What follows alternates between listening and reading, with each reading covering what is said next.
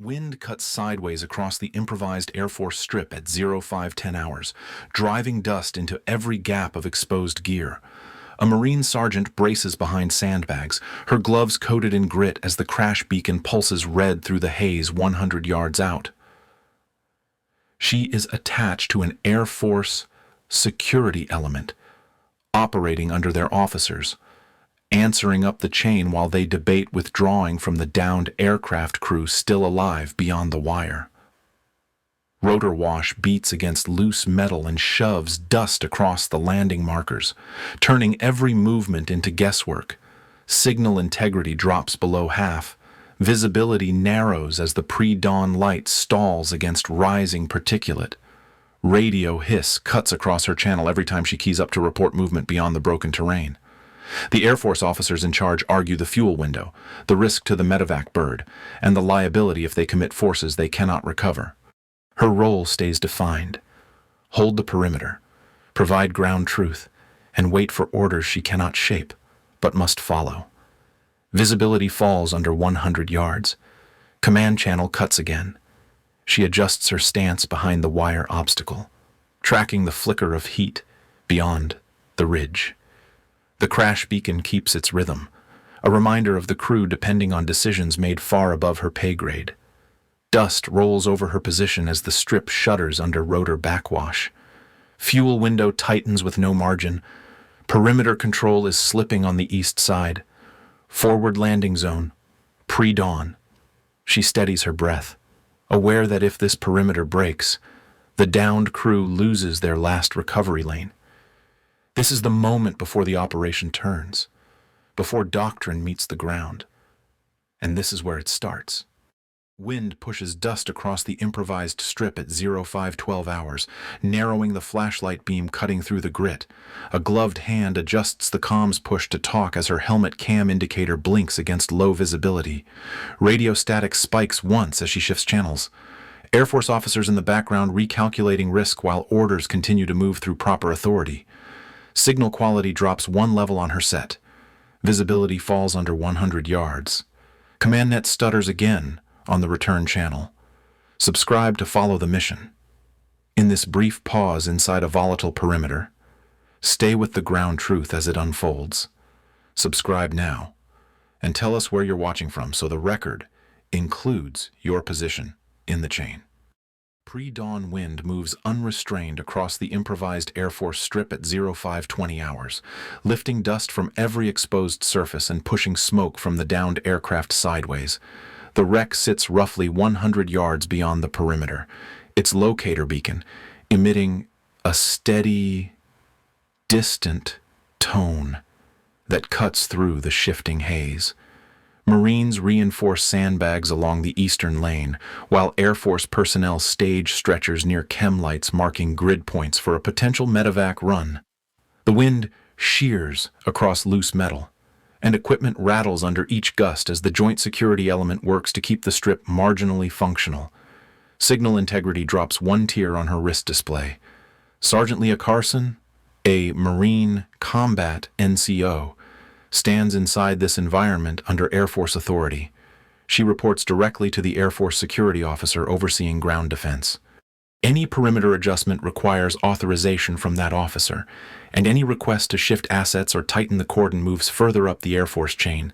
Carson's role is clear: maintain defensive posture, log threat indicators, and elevate her observations through established channels. Her alerts are routed through an Air Force controller who filters incoming data for confidence levels before forwarding it to Overwatch. Visibility falls under 100 yards. Carson keeps her stance near a row of sandbags, watching dust rise in intermittent waves as wind pressure intensifies.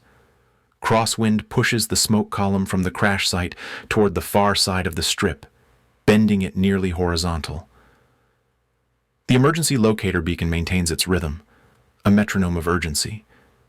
Behind her, engines idle at low output as aircraft assets hold off station, waiting for the medevac window to open. Air Force personnel mark additional landing reference points with chem lights, driving stakes through compacted grit to anchor them in the wind. The medevac fuel window loses another 5 minutes. Carson reviews her wrist-mounted display. The latest sensor hit. She log shows movement beyond the ridge, a point several hundred yards past the crash site. The system flags it again as low confidence, reducing its priority. She forwards it anyway, entering the notation with timestamps and terrain reference. The Air Force controller acknowledges receipt, voice steady, procedural, and without judgment. In the background, an officer debates whether committing the medevac bird risks losing both the air crew and the recovery team if the wind worsens. Perimeter stability weakens on the western lane. The strip's layout forces tight coordination. Marines hold the forward positions where the terrain breaks into shallow ridges. Air Force personnel maintain inner security and manage medical staging. Carson's section is responsible for monitoring the primary approach corridor, where shifting dust and intermittent rotor wash from aircraft off-station reduce visibility even further. Chem lights flicker as dust accumulates around their bases. Sandbags settle unevenly, prompting Marines to reinforce the line with additional weight. Signal uncertainty increases across all channels. Carson notes the pattern. The sensor hits she has logged over the past 30 minutes share similar characteristics: brief flashes of thermal contrast, intermittent motion signatures aligning with terrain dips, and a timing pattern inconsistent with wildlife. She enters each observation with precise detail, marking location in yards and noting visibility changes. Each alert is returned with the same classification: low confidence, keeping it from triggering higher-level action. Fuel estimates tighten for all inbound aircraft. Wind pressure intensifies again, blowing grit into exposed wiring near the landing markers. Air Force technicians work rapidly to shield sensitive equipment with available covers. The locator beacon's tone grows momentarily distorted as dust crosses the signal path. But its rhythm resumes. Carson steadies her breathing and listens for any shift in the terrain's ambient noise, any cue indicating movement beyond the crash site. Perimeter control shows minor degradation under gusts. Improvised airfield, joint security element. Carson steps to the wire, recalibrating her rifle sling as sand collects around her boots. She tracks the line of sight from her position to the downed aircraft, marking each obstruction created by blowing dust. The Air Force security officer updates her team. The medevac bird cannot wait past the next projected window without risking fuel reserves. The officer's tone stays measured, but the implication is clear. Any delay narrows survivability. Rotor wash from an off-station aircraft rolls across the strip, bending the smoke column further. Chem lights flicker again. Carson's wrist display vibrates once. Another sensor hit. Same ridgeline, same signature pattern. She elevates it through the controller, entering the required metadata. The system returns the alert to her with the familiar classification: threat alert downgraded to minimal priority. She looks toward the ridge, dust swirling in bands. The locator beacon continues its steady tone. Carson senses the pattern forming: early warnings disregarded, environmental conditions tightening, and a chain of command managing risk on incomplete information. The next decision will hinge on whether someone takes these low-confidence signatures seriously. And the first fracture appears here, when Overwatch dismisses the alert that should not have been ignored. Blowing dust sweeps across the improvised Air Force strip at 0530 hours, carried by wind that shifts direction without warning. Rotor wash from aircraft holding off station pushes grit in sharp waves, scattering it across sandbags and equipment. The crash site remains 100 yards beyond the perimeter, its smoke bending sideways under the gusts. Warning lights pulse through the haze, creating brief strobe effects that distort depth and distance. Sergeant Leah Carson stands behind a reinforced position, rifle sling tightened, eyes tracking the ridge where earlier signals marked low-confidence thermal signatures. She remains under Air Force authority, reporting to the security officer, controlling perimeter posture and medevac viability. Visibility drops below 90 yards. Medics move quickly between staging points, loading equipment they may need to sprint toward the wreck once a corridor opens. Each step they take displaces fresh layers of dust. Comms distortion crackles across Carson's channel as she attempts to elevate another alert from her wrist display. Another brief flash of thermal contrast beyond the ridge. Overwatch acknowledges her entry but marks it again as low priority, citing signal instability due to environmental interference. Command channel degrades again on the return call. A faint crack of distant small arms fire reaches the strip, more felt than heard beneath the wind and the low rumble of aircraft engines. Carson calls it in, her tone steady, procedural. The Air Force controller logs it but notes no corroborating signatures. Her updates continue flowing upward through the proper ranks, but their impact is diluted by the system's lack of confidence in degraded sensors. Fuel clock for medevac loses another 2 minutes. Marines tighten the perimeter, shifting behind sandbags as dust gathers in fine layers on their gear. Perimeter sensors blink under the strain of particulate in the air, their indicators steadying only intermittently. Carson watches the ridge carefully. Movement in the dust repeats, a spacing pattern too deliberate to match wildlife.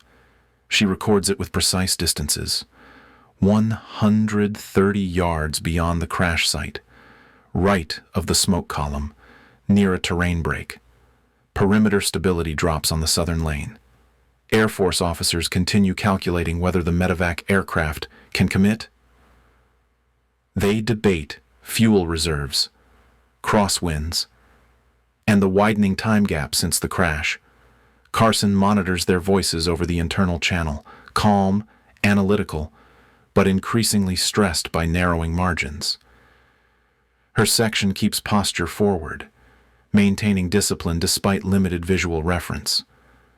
Dust rolls across their boots and settles into the creases of gloves and slings. Unidentified signatures cluster closer to the ridge break. Another flicker appears, muzzle rise, faint but unmistakable against the shifting haze. Carson moves first, adjusting behind cover and reporting the observation precisely. Suppressive fire follows seconds later, gravel snapping upward as rounds impact short of the Marine positions.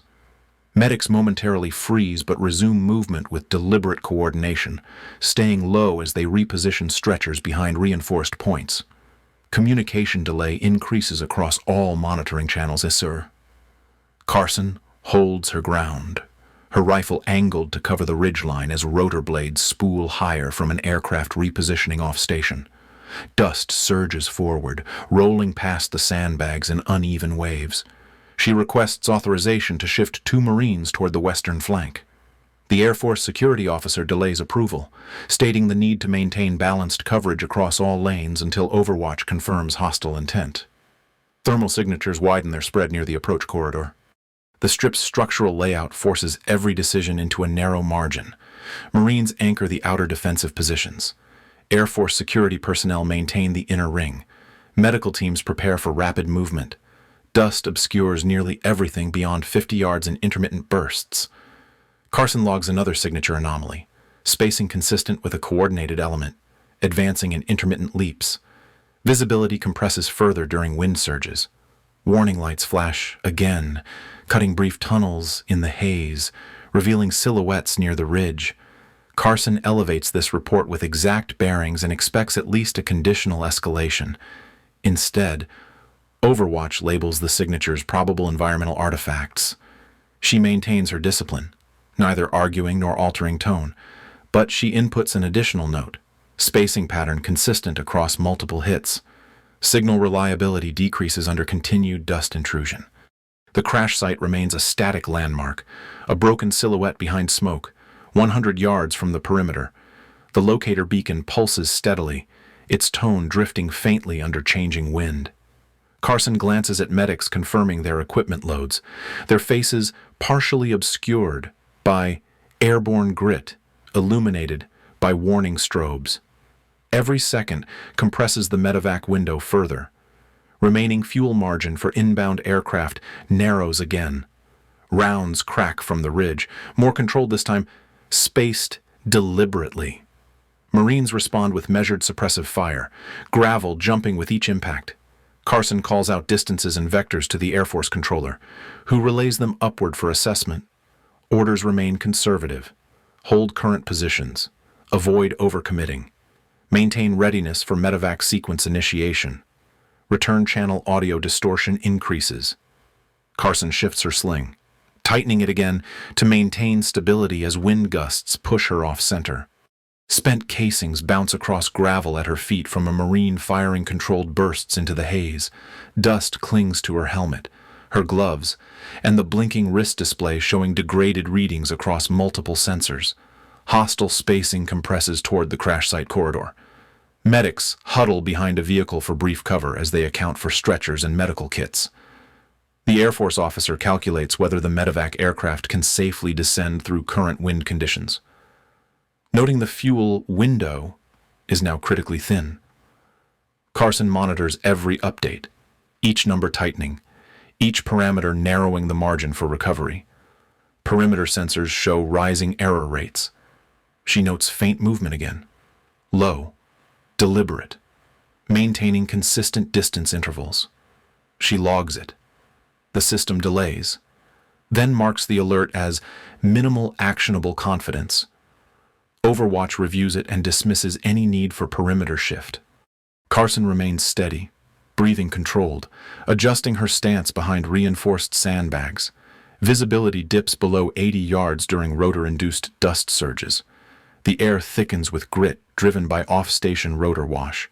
Fresh waves of dust cut across the strip, obscuring shapes and bending the beam of every handheld light. Marines reposition deliberately, keeping weapons up, maintaining spacing in near-zero contrast. Command oversight delays, threat escalation classification. Carson scans again. There, along the ridge break, a repeated flicker too consistent to dismiss. She enters the data. It transmits. It returns downgraded. She marks the rejection time, recording it automatically in her log. Fuel reserve threshold for medevac reaches critical review point. Small arms fire cracks again, more sustained this time. Gravel sprays across her cover. Marines respond with precise suppressive bursts. Air Force personnel begin shifting medical gear closer to the launch point, despite lacking formal authorization to proceed. Perimeter pressure increases across multiple lanes. Carson senses the operational picture tightening, environmental degradation, enemy movement advancing, fuel, time, bleeding down, command indecision, widening risk. She checks her display again, sensor integrity dropping, threat markers inconsistent but patterned. Thermal scatter expands along the ridgeline. The Air Force officer issues another hold order, stating they need one more confirmation from Overwatch before shifting posture. Carson understands the implication. Without that confirmation, medevac cannot commit. The perimeter cannot adjust, and the window for recovery is closing fast. Rotor blade acceleration intensifies off station. The wind surges again, pushing dust hard across the strip. Marines shift low behind sandbags. Medics brace against the gust. Carson steadies her rifle, eyes fixed on the ridge break where signatures appear and vanish in rapid intervals. Perimeter under strain. Carson keys her mic, poised to report yet another patterned movement. Her display shows a new anomaly. Closer, clearer, harder to dismiss. The chain of command has not adapted yet, and current orders are no longer aligned with what the ground is revealing. This is the last stable second before control slips entirely, and the situation shifts beyond what existing directives can contain. Dust drifts low across the improvised strip at 0540 hours, pushed in irregular waves by rotor wash building off station. Sergeant Leah Carson moves behind a damaged generator pallet, using its cracked frame as partial cover while intermittent fire snaps into nearby sandbags. Floodlights cut narrow corridors through the haze, illuminating grit suspended in the air and the faint red pulse from the crash site 100 yards out. Her wrist display vibrates once, another alert marking degraded visibility, and she steadies herself before opening her tablet. CommandNet pauses for verification of her feed. Carson begins scrolling through the log history. Every alert she submitted over the past hour carries a timestamp, a terrain note, and a confidence rating assigned by the system. Many were downranked, dismissed, or left without escalation. She captures each one methodically, grouping them by time sequence. Rotor wash rises again, dust curling around the edges of the pallet as she angles her helmet so the cam feed can capture both the ridge and her display. Digital logs populate with earlier ignored timestamps. She keys the channel to the Air Force controller responsible for routing ground intelligence. The tone of her voice stays procedural as she announces that a consolidated packet of alerts is being pushed upward. The controller acknowledges receipt, then routes it directly to the Tactical Operations Center. Carson attaches her helmet cam stream, making the contrast between ridge signatures and dismissed alerts evident without interpretation. Floodlights flicker once under wind pressure, throwing additional strobe into the haze. Medevac fuel margin thins by another 2 minutes. Inside the TOC, officers and senior NCOs observe her feed in silence. She cannot see them, but the comm channel goes still. An uncommon pause that signals active reassessment. The evidence displays clearly, sequential alerts recorded on her device, each flagged low confidence, each aligning with the signatures now visible on the ridge. Dust shifts again around her feet, driven by the pulse of aircraft engines repositioning. Enemy signatures shift closer to the extraction lane. Carson continues transmitting.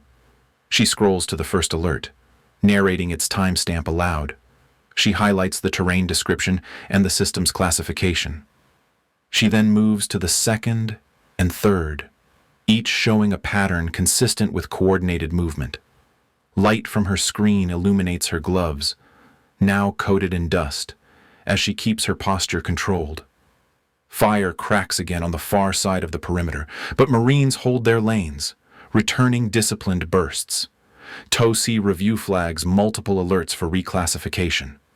The Air Force security officer, the one responsible for perimeter adjustments, keys into her channel, requesting confirmation of the ridge signatures.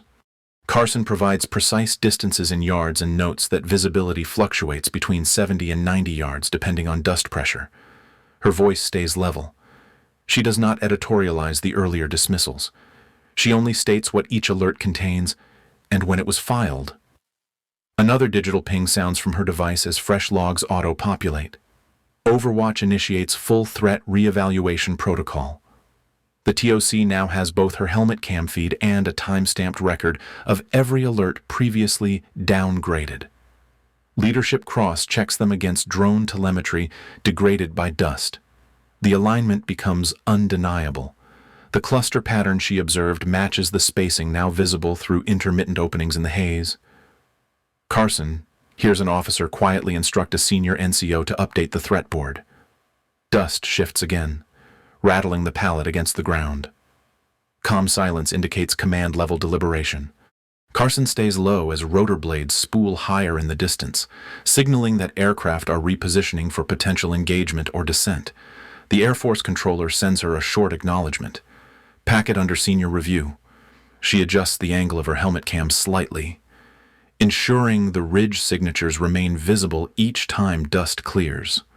Floodlights brighten momentarily as backup power compensates for gust load. Threat classification escalates across all command channels where Mar and person keen in so in line without emotion in the voices, that the chain of command has shifted from dismissal to verification. The logs she submitted no longer register as noise, they register as evidence. A digital alert tone rings on her tablet. The TOC has requested continuous feed from her device until further notice. Carson anchors herself behind the pallet as more rounds skip across gravel in front of her position. Extraction route, viability, reassessed for immediate action. Medevac command appears on the channel next. Their tone stays clipped and professional. They request confirmation that the lane from the pad to the wreck can be held if they commit. Carson describes Marine positions, direction of fire, and current visibility. She states distances allowed: 100 yards to the crash site, 40 yards of compromised visibility, 10 yards of stable cover near the sandbags. Her helmet cam captures spooling rotor wash as off-station aircraft accelerate. Medevac standby status moves to conditional inbound. Another alert populates her display. This time it is not a dismissal. It is a request for her earlier logs in unedited sequence. She sends them immediately. The tablets glow, reflecting off dust swirling above the pallet. The Air Force officer then issues a perimeter adjustment order. 2 Marines shift to reinforce the western lane. Another team prepares to open the corridor when instructed. Perimeter reinforcement authorized across primary sectors. Carson hears the TOC voice again, more definitive this time. They confirm the hostile force pattern matches her earlier entries. They state that the oversight and classification is being addressed and that her feed is now the primary reference for ground truth. Dust drifts in thinner bands for a moment, revealing several hostile silhouettes repositioning along the ridge. TOC pushes revised threat assessment to all elements. The medevac officer receives the updated intel packet. A brief pause follows. Deep purring. Procedural silence. Then their decision arrives. Medevac will commit on the next viable approach. Carson passes the update to Marines holding forward positions. Their posture shifts slightly, controlled, ready. Gravel jumps as another small burst of suppressive fire reaches her cover. Inbound aircraft receives clearance to proceed. Carson raises her tablet again as another digital ping indicates that Overwatch has accepted the reclassified alerts as valid indicators. For the first time all night, the data she logged carries full operational weight. Floodlights strengthen their output as the generator compensates, illuminating dust streams now bending heavily under rotor turbulence. Extraction lane designation confirmed. She watches the medevac aircraft descend through the haze, rotor wash pressing grit across the entire strip. Marines keep their fire disciplined, controlling lanes to protect the approach. Carson broadcasts final distance checks and states that the corridor from the pad to the wreck is viable with suppressive coverage. Medevac transition from inbound to committed status. Fire from the ridge slackens as the aircraft nears. The hostile formation adjusting under the combined pressure of ground fire and aerial presence. Carson logs the moment in her feed, marking the timestamp with precision. Her helmet cam continues streaming upward, providing the TOC with unbroken situational awareness. Ground coordination passes to extraction protocol. Evidence forces action. Dust thickens one more time, then clears just enough to reveal the medevac bird stabilizing at the pad. Red lights from the crash beacon pulse through haze, now marking a viable recovery route rather than an abandoned hazard. Carson steadies her breath, hearing the TOC officer confirm that revised orders are now active across the chain. Command accountability affirmed with updated directives. Extraction can proceed, and leadership now owns the documented decision. Fully, formally, and on record. Something went wrong while generating the response. If this issue persists, please contact us through our help center at help.openai.com. Retry. The landing zone settles into a controlled quiet after the medevac clears the pad. Floodlights step down to a low, steady glow, leaving long beams across gravel marked by empty shell casings and a single boot print beside them. Dust shifts in thin layers as wind moves across cooling metal. Digital timestamp overlays remain active on the monitors, each one ready for inclusion in the final log. Thermal contrast drops as the last signatures fade. 100 yards beyond the pad, the crash site holds steady under diminishing haze, a reminder of why the chain of command decisions mattered. A soft radio chirp rolls through the net as personnel reset positions, each action tied to lawful authority and documented procedure. The Marine sergeant at the center of the night followed her orders, documented her alerts, and pushed responsibility upward through the proper channels. Which path would you choose? Now commit. When higher dismisses a threat, you either stand down exactly as ordered or you document every detail until someone acts. State your decision in the comments. Medevac rotor wash fades into the first light of dawn as dust lifts lightly from the gravel. The ridgeline comes into view, its contours sharpening 100 yards beyond the landing marker.